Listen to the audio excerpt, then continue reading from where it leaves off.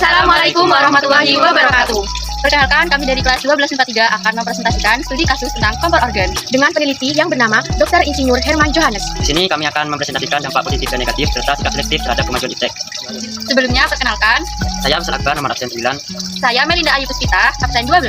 Dan saya Safa Ali Kaulandari, absen 24. Dilihat ya dan disimak. Dadah. Yang pertama adalah latar belakang kelompok kami memilih kompor organ.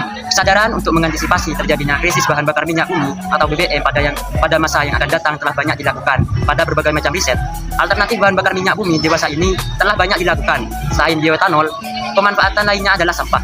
Sampah organik telah banyak penelitian yang dilakukan, namun dalam prakteknya masih sedikit yang diaplikasikan dalam kehidupan sehari-hari. Seperti misalnya pemanfaatan briket sampah maupun briket arang sampah. Hal ini terkendala antara lain pada kesulitan penyelaan briket sampah dan kompor yang tidak ada. Oleh karena itu, diperlukan inovasi dan kreativitas untuk optimalisasi pemanfaatan briket sampah dan kompor adaptif, yakni dengan pemanfaatan limbah lilin dan rancangan kompor organik berbagai energi. Tujuan kami membahas produk iptek kompor organ yaitu yang pertama, lebih mengenalkan pada masyarakat tentang teknologi yang berkembang saat ini. Yang kedua, memberikan informasi pada masyarakat bahwa sampah dapat digunakan untuk hal yang lebih bermanfaat dan memiliki nilai ekonomis yang tinggi. Dan yang ketiga, membandingkan efektivitas kompor organ dengan kompor konvensional. Berikutnya yaitu tentang penelitian yang berkaitan dengan penemuan tungku berbahan bakar briket arang dan dedaunan telah dikembangkan sejak awal tahun 1980-an dengan nama tungku B5, yaitu biomasa, bioarang, dan biogas oleh seorang Profesor Dr. Insinyur Herman Johannes, mantan Rektor Universitas Gadjah Mada pada tahun 1961 sampai 1966. Herman, yaitu mantan Menteri Pekerjaan Umum tahun 1950 sampai 1951 ini bertekad mengembangkan bahan bakar murah dan tidak merusak lingkungan. Bahannya berasal dari limbah organik serta potongan kayu, ranting, dedaunan, batang jagung, dan alang-alang. Bahan eceng gondok pun bisa jadi. Inilah yang ia sebut dengan biomasa. Setelah itu dilakukan proses pirolisis, yaitu pembakaran tanpa udara. Pembakaran dilakukan dalam drum dengan membuat lubang kecil untuk mengeluarkan asap. Jika asap hitam keluar, berarti bahan-bahan tersebut terolah menjadi karbon atau disebut bioarang. Bioarang ditumbuk dan dibentuk sesuai cetakannya, bisa kaleng biskuit atau anglo. Tumbukan bioarang dipadatkan, bagian tengah dibuat lubang berbentuk silinder dengan diameter kira-kira 10 cm. Briket arang tersebut siap digunakan. Caranya dibakar di bagian tengah, apinya tanpa asap karena asapnya turut menjadi bahan bakar. Apa yang dihasilkan inilah yang disebut biogas. Selanjutnya adalah keunggulan dan kelemahan. Keunggulan kompor organ. Yang pertama adalah harganya murah dibanding kompor yang ada di pasaran. Yang kedua, ramah lingkungan karena didesain untuk briket sampah dan briket arang sampah.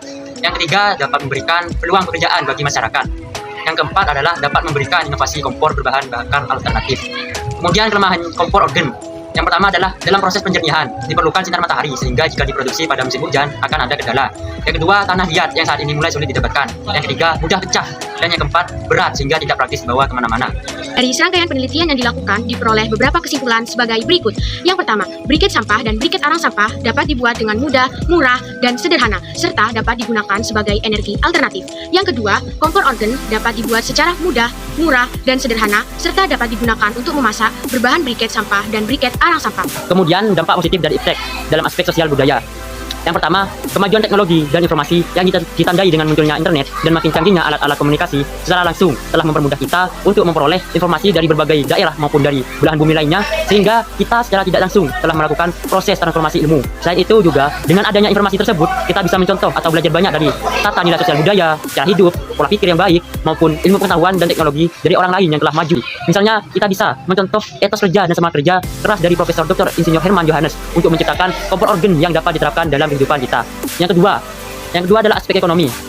Dampak positifnya yaitu kompor organ ini jika dijual ke luar negeri atau diekspor, maka makin meningkatnya investasi asing atau penanaman modal asing di negara kita sendiri.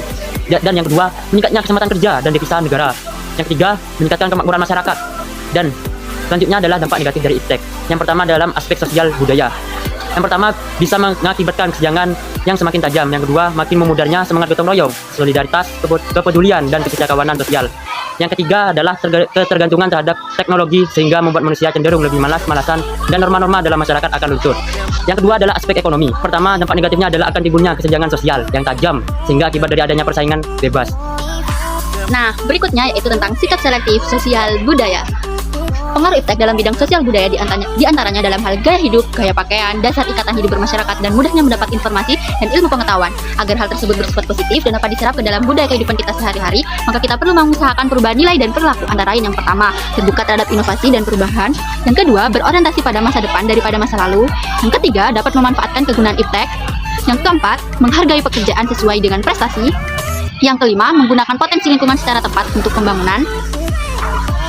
Nah, untuk berikutnya yaitu sikap selektif kita dalam bidang ekonomi. Pada abad ke-20, globalisasi ekonomi lebih dikendalikan oleh negara-negara maju dan negara berkembang mendapatkan dampaknya. Hal ini membuat negara semakin maju dan negara berkembang hanya mendapatkan sedikit manfaat. Indonesia menerapkan sistem ekonomi kerakyatan dan memperkuat kemandirian. Untuk yang pertama yaitu menciptakan dan mendukung berkembangnya ekonomi kerakyatan. Yang kedua yaitu melakukan dan menumbuhkan peningkatan daya saing. Yang ketiga yaitu mencintai produk dan barang lokal di dalam negeri. Yang keempat, berpartisipasi dalam meningkatkan komoditas ekonomi. Yang kelima, jangan serba ketergantungan. Sekian dari kelompok kami, kurang lebihnya mohon maaf. Terima kasih. Wassalamualaikum warahmatullahi wabarakatuh. Dadah.